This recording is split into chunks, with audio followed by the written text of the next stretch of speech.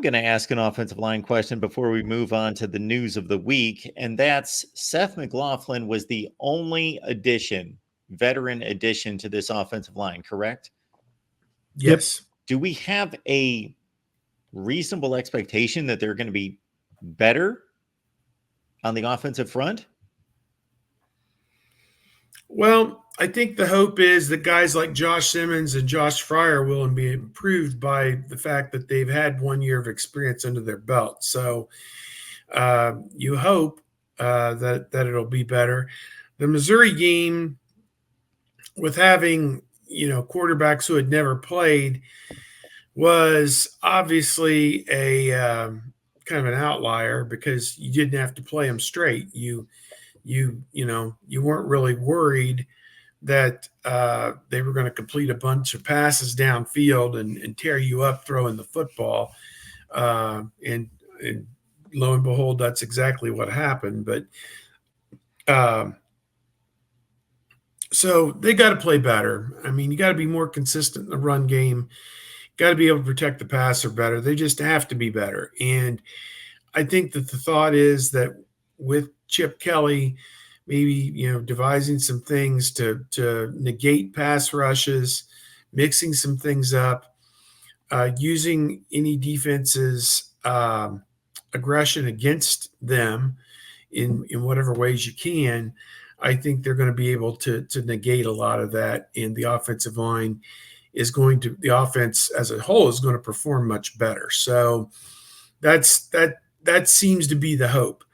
I think again, you take Matthew Jones out of there, who was like a 4-year starter at guard, and he was a solid enough guy, but he was an undrafted NFL free agent. So, I don't think anybody was looking at him as being, a total difference maker up front. Depends how you want to play it. If you're going to go with Fryer at right tackle and then either Luke Montgomery, Tagovailoa, or Shabola, people continue to hound me on that. It's Shabola, I guess. And then Carson Hinsman, perhaps one of those guys as the right guard.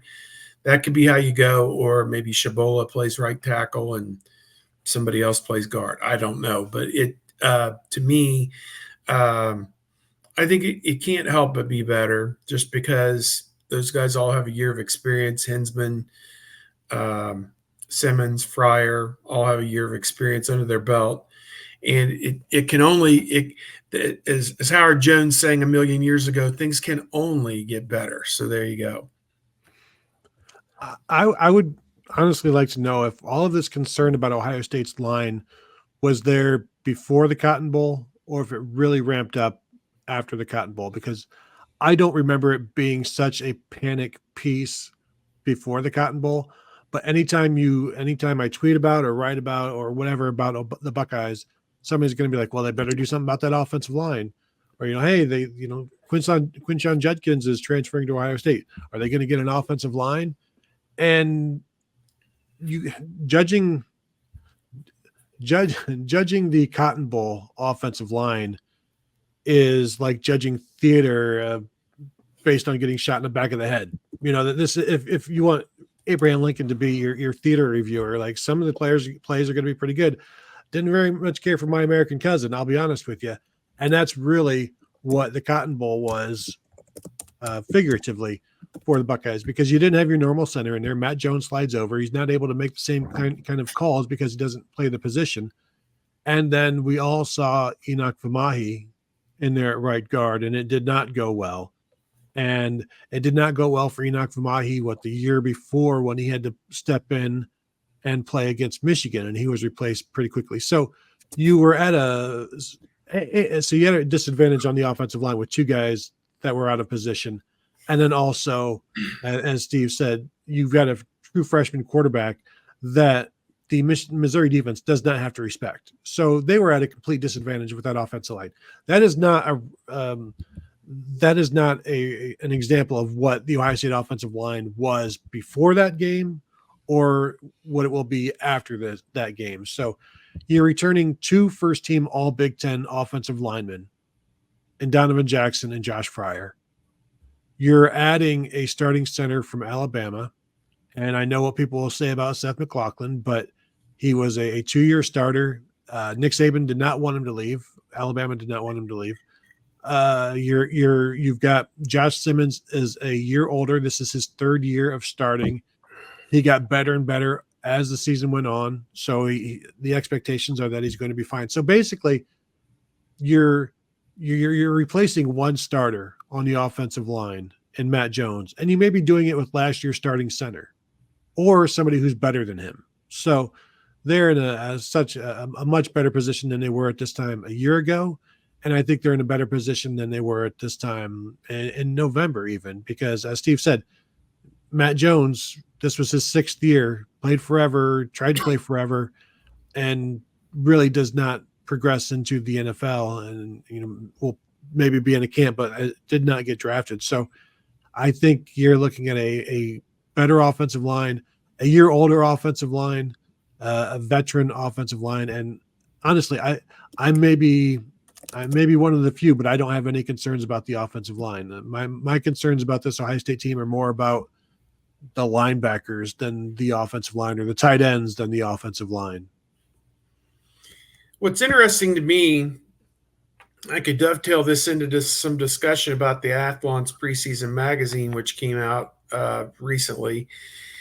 Lindy's and Athlon's are both now on the newsstand. And believe me, they are both just packed full of great information. And I if you're a fan, they're both worth picking up.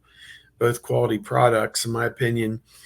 They do their position unit rankings, and I'm going through and I'm looking at it, and they have their national rankings, and they have Ohio State's offensive line as the number 10 offensive line in the country.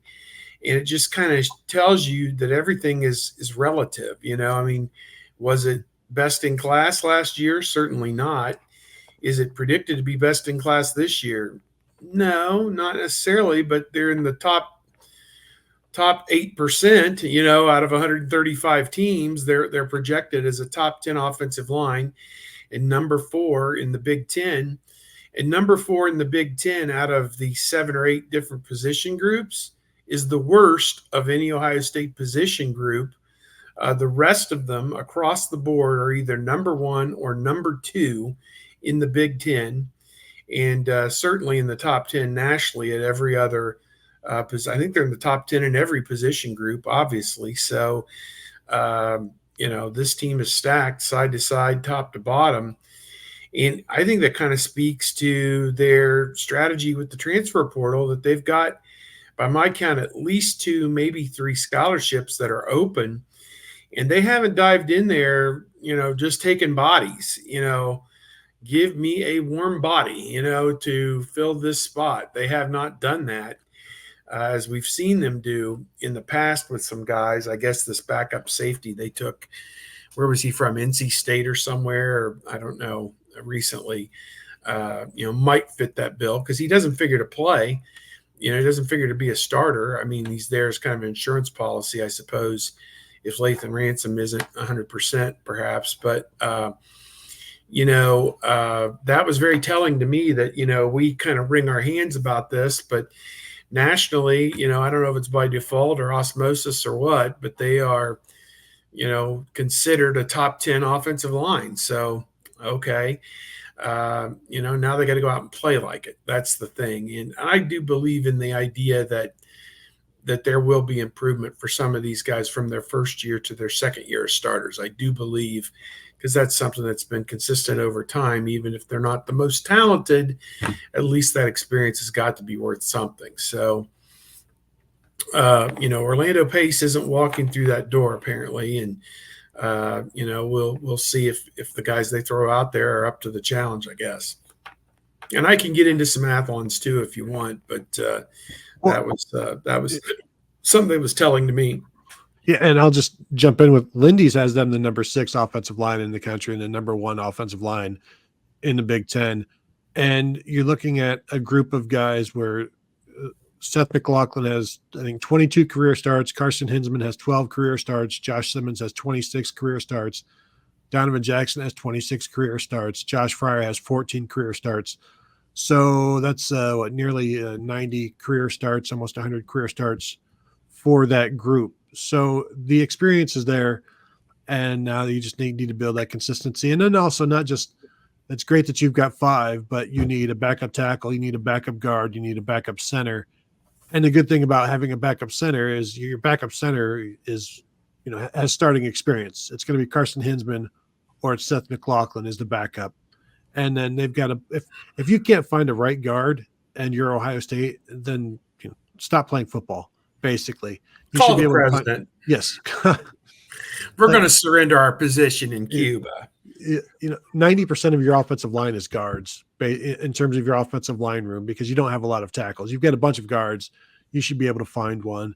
And I think whether it's Tigger Shabola, Luke Montgomery, Carson Hinsman, I think they're going to be okay. And it's Carson Hinsman started there in the spring game after Luke Montgomery went with the ones for the majority of camp. So we'll see what happens in fall camp. And, in terms of the roster, we talked with Ryan Day at an event on Tuesday, and he said the roster is set now, so they're not expecting to add anybody else. And really, there's nobody out there to add that would be Ohio State caliber that they'd be comfortable using a roster spot on next year.